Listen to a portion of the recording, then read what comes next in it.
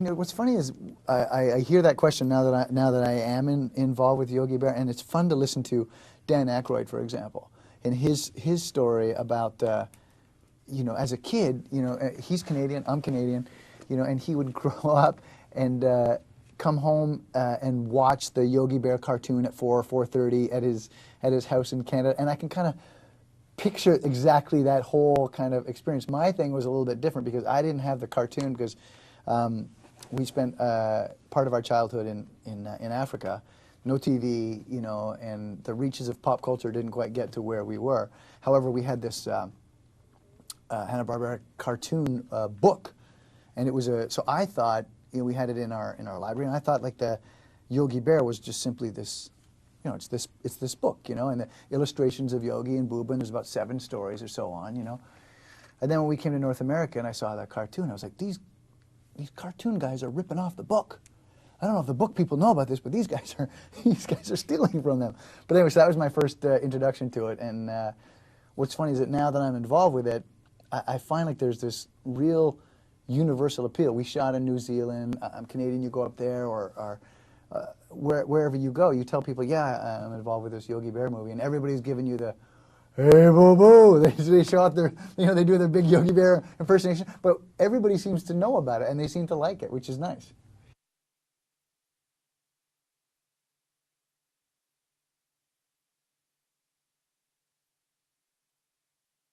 He's a strong, good-looking man, I think. I think everybody would say that he's a chisel-jawed, macho stud. But what's funny is I don't see myself that way. You know, I'm just a guy. Anyway, back to your question. Ranger Smith, this is a guy, right, who, you know, the iconic ranger, right, with a little bit of pot belly, who's just like put upon by the antics of this crazy ne'er-do-well bear who never seems to learn his lesson, you know. It's a fun character to play because ultimately you're the straight man, but you get to participate in these crazy adventures anyway, you know, and you couple that with the fact that, okay, here's a guy who his dream job is what he has. He runs a park. He loves the great outdoors. You know, he has to contend with this bear, but you know, the bear's, he can't help but love that guy anyway. And I think the ranger is a nice mix of, he's not the funniest or most entertaining or charismatic guy, and he's happy to be that way. He's just happy to be, he's happy to be in his world, doing his job, and despite himself, enjoying enjoying the antics of Yogi and Boo Boo.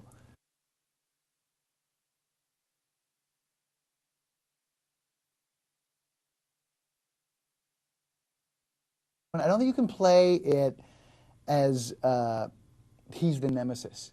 You know, I don't think you can play it as and especially in the beginning of the movie, I took pains to try and express that, you know what, despite himself, Ranger Smith is amused by Yogi. You know, when it's not the great travesty, when it's not the big end of the world, you know, really bad thing that Yogi can do, when it's the smaller thing, the picnic basket or what have you, it's more a question of like, I love the kid.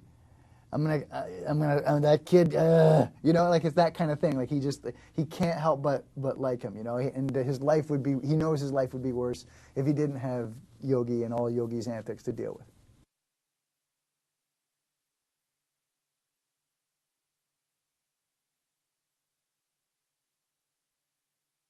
It really appeals to Ranger Smith, let me tell you. Ranger Smith, I don't think Ranger Smith has a lot of days where, you know, the glorious looking nature lover walks into his office, you know, his ranger station. And I think that the day that did happen for Ranger Smith, the hallelujah bells went off. Is he equipped to deal with this woman? He is not. Because he may be able to name all the flora and fauna, but he can't string together 4 words to ask her out on a date. And in a way, that's kind of what you would expect from that guy, maybe. Is he suave and smooth with the ladies? He is not. You know, but fortunately, she's not the most suave and smooth character either, and they find in each other a bit of a soulmate.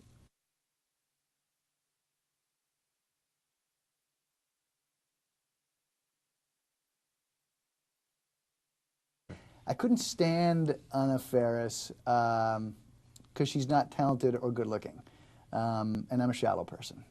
So no, she's fantastic. You know, I mean, I think her resume in terms of her comedic ability speaks for itself, and she was very gracious in this movie because I think for a person of her stature, you know, to take sometimes, you know, we had to take back seats to the Bears, that's what the movie is. It's Yogi Bear, and it's easy for me. Sometimes I think for her, it's like I thought it was she was completely committed to getting the story right and the Bears story right, and very much a team player, very much an enjoyable presence to work with. Very talented and funny, and I'm hoping this movie does well and that we get to do a sequel, because both her and I agree that probably somewhere in there, be it the second or third or maybe the eighth sequel, the Ranger and Rachel, they got to have kids. And the kids have got some. There's this great moment in the Back to the Future. It's not you, Marty. It's your kids. You know? And so we think that there's probably something to do with like Yogi, the kids, and Rachel and Ranger Smith.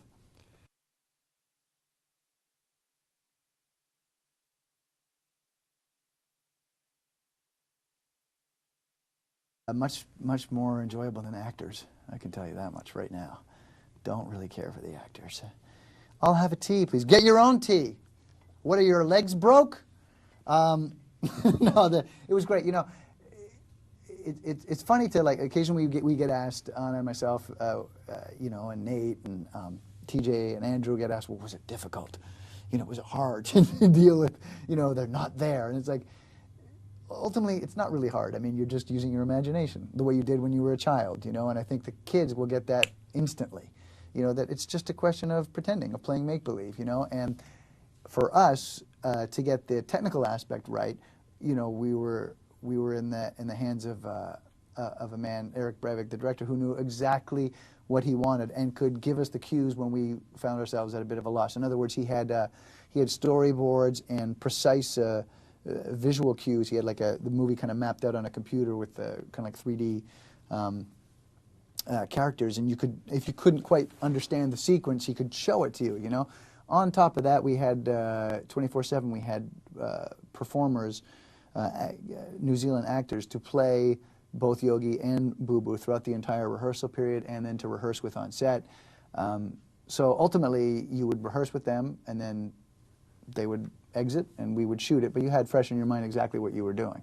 So it was sometimes occasionally a bit of a challenge to get the eye line right, but ultimately a fun challenge. And me personally, not having done a lot of it, I was glad I got to do it.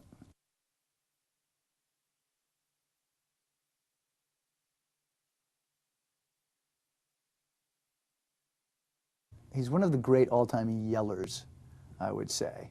Yeah, no, he could not be more congenial. I think the thing that impressed me, maybe not the most, but just having done this for a while, you know, there's many and myriad ways that you can lose your temper as the man in charge of the set, and you cannot be blamed, be it weather or this thing goes wrong, or I've told you 10 times to do it this way and now it's being done this way. And he never once lost his cool, and there was a lot of obstacles, a lot of pitfalls, a lot of different, you know, things thrown at him, and he never lost his cool. He set such a great example. And the other part about it was, ultimately, this movie succeeds on the strength of the Bears' performance, which ultimately, you know, he shepherds that. He's the steward of that performance, and so much of that comes from his technical expertise, but also his, you know, his artistic vision of what they're going to look like and how they're going to act. Like, comedy is not easy to do, and if it's a simple kind of like just aside and one line, it's hard enough to get that right sometimes, you know, with the live actor, and then to do it, you know, with a person voicing an animated, it's not easy. And I think it's to his credit that when you watch this movie, ultimately the things just disappear into character, and it's a fun story to watch, and it seems seamless, and it moves along at a great pace, and that's all his doing.